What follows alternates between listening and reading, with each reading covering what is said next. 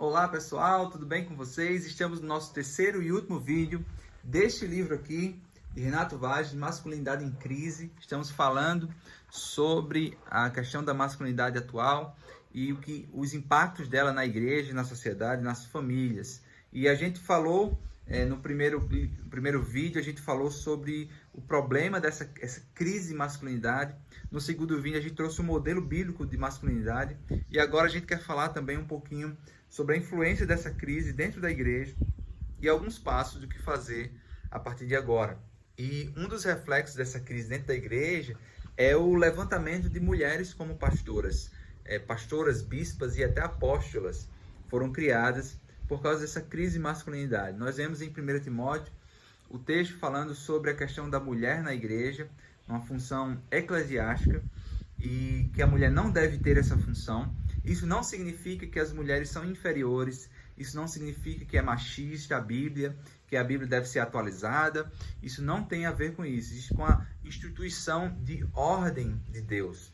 Assim como Deus gera ordem, e governo na criação, quando nós vemos dele instituir o sol para governar o dia e a lua para governar a noite, ele traz esses princípios também dentro das famílias, primariamente, e depois também traz dentro das igrejas locais. Então, por causa dessas crises de masculinidade, homens que são com a síndrome de Acabe, a gente falou no primeiro vídeo, homens que não se levantam, que não se posicionam em sua liderança, muitas mulheres se levantaram e começaram a se autoproclamar pastoras, bispas, apóstolas e por aí vai. E a gente vê, claro, nas escrituras, o ensino sobre essa função da mulher. Outra coisa, a importância da mulher na Bíblia, ela é fundamental. Ele até no livro fala sobre a questão da auxiliadora, É visto hoje essa palavra auxiliadora como algo inferior. Mas, na verdade, o termo auxiliadora é o que muda, ela é o ápice da criação, É o que muda de uma criação que não é bom, Não é bom para o homem seja só, far-lhe-ei uma auxiliadora idônea. Esse não é bom, quando a mulher chega, que se torna essa auxiliadora do homem, ela se passa de não é bom para muito bom. Olha como Deus julga a terra, a criação, depois que a mulher entra na sociedade. E é interessante, Quando Deus traz a mulher, ele traz mais beleza, ele traz mais auxiliadora, ele traz o muito bom.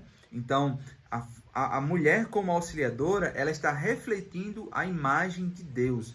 Várias e várias vezes nós encontramos nas Escrituras Deus como nosso auxílio, Deus como o El Shaddai, aquele que nos nutre, aquele que nos satisfaz, aquele que é o auxiliador, o nosso ajudador, nós encontramos na palavra. Então, a mulher como auxiliadora está refletindo a imagem do próprio Deus. Então, o homem e a mulher, quando Deus faz a sua imagem, ele cria o homem e a mulher com funções diferentes. A mulher sendo imagem e semelhança de Deus na parte da auxiliadora, de nutrir, de se auxiliar, e também o homem na parte de liderança, de governo e de autoridade.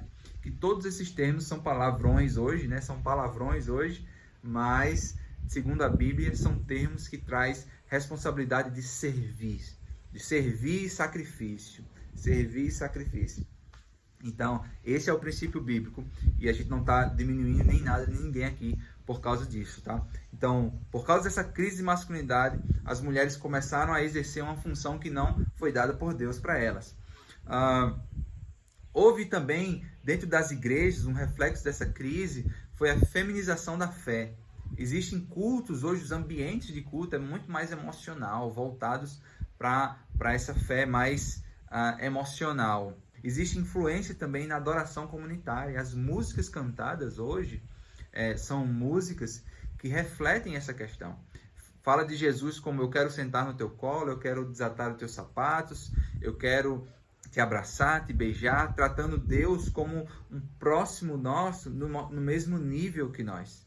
E isso tem uma influência muito grande, Antigamente, não sei se vocês lembram, mas as músicas da década de 70 e 80 eram: o Senhor dos Exércitos está conosco, eu vou marchando, vem com Josué, está em Jericó. As canções eram de força, de exército, sabe? E hoje a gente vê as músicas sendo transformadas dentro dos ambientes cristãos. Isso é muito grave, muito sério. A gente precisa ficar ligado em relação a isso. Os pastores precisam ficar ligados em relação ao que é cantado na sua igreja. Muitas músicas que são cantadas em igrejas hoje são músicas que não são cristãs, que não têm o foco em Cristo, na adoração comunitária, no foco no louvor a Deus. A gente tem que estar muito ligado em relação a isso. Os pastores não podem abrir mão disso, dessa centralidade das Escrituras nas canções cantadas nos cultos. Aí levou a questão da dança profética, né? E ele traz um debate muito forte do princípio regulador do culto, que existem algumas igrejas que dizem assim: se não tem na Bíblia sobre o culto, algo sobre o culto em si, se não tem na Bíblia, eu posso fazer o que eu quiser. Então eu posso colocar dança profética, eu posso colocar malabares, eu posso colocar outras coisas.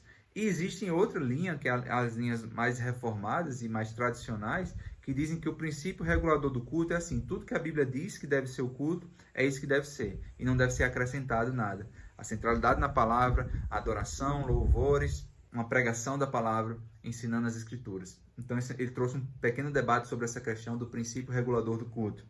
Por causa da crise também houve uma ausência na disciplina eclesiástica. As pessoas se tornaram muito mais vista grossa, deixando passar as coisas, sem uma disciplina firme, uma disciplina eclesiástica, ensinando ao povo, ensinando à congregação como deve se acontecer. Nós vemos em Mateus 18 muito claros ensinamentos de como se deve acontecer, e muitas igrejas deixaram de lado isso. E isso é um reflexo também da falta de uma masculinidade bíblica dentro, de uma liderança de masculinidade bíblica dentro da igreja. Tá? É uma ausência também, por causa dessa crise, uma ausência de pais guiando os cultos domésticos, que é muito importante. É função do pai trazer esses ensinamentos, esse foco, né? Vamos juntar aqui a família para ensinar a palavra de Deus. Como eu falei no vídeo anterior, a função do pai sendo o sacerdote, proteção da família, ensinando os seus filhos, tá? Meu Deus, quanta coisa ruim aconteceu aqui, né? Quanta coisa ruim por causa dessa crise masculina. O que é que nós devemos fazer, então? O que é que a igreja deve fazer? O que é que as famílias devem fazer? Primeiro ponto, nós precisamos voltar a Bíblia para o centro do púlpito, para o centro do culto, da oração comunitária. A igreja precisa ter uma pregação onde a palavra do Senhor, e não os achismos, não as emoções, o que eu achei hoje, o que eu senti, guie a igreja. A palavra tem que guiar a igreja, seja o centro das igrejas e dos cultos. Uma outra sugestão que ele dá é que os homens, os líderes, os pastores ensinem em seminários, em acampamentos para homens, sobre essa questão do que significa ser homem segundo a Bíblia, do que é ser homem mesmo, de acordo com as Escrituras. Um outro ponto é focar na pessoa de Cristo, ensinar sobre como Jesus tratava as mulheres.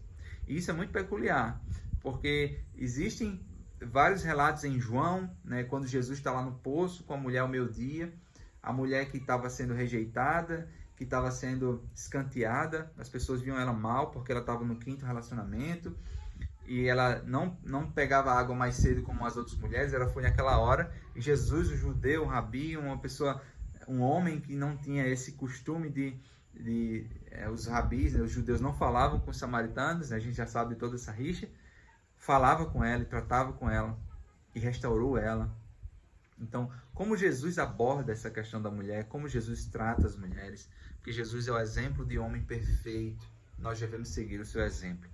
Outra coisa importante é ser contra todo machismo e toda visão estereotipada do que é ser homem. A gente tem que ensinar e trabalhar essa questão do ser homem bíblico como a principal arma contra o machismo. O homem cristão, ele é contra todo o machismo, todo o coronelismo, e quem entendeu o homem cristão como líder e autoridade dessa forma de coronel, ele entendeu erroneamente. Isso não é o que as Escrituras ensinam. O homem, ele guia, ele lidera o seu lar, mas é uma liderança servidora. Ele é um servo da sua família. Ele não denigre ninguém, diminui ninguém, e ele é o servo da sua casa. Ele está disposto até a morrer pelos seus. E, por fim, ele traz os textos de Davi, né, de Josué, ensinando a ser homem, seja forte, corajoso, busque ser forte e corajoso para a sua casa. Então, é isso, pessoal. Comenta aqui o que vocês acharam. Digam aí que se vocês gostaram desse livro, desses vídeos. e a gente vai conversando mais sobre essa temática, tá bom? Que Deus abençoe vocês, a gente se encontra no próximo vídeo. Um abraço, gente.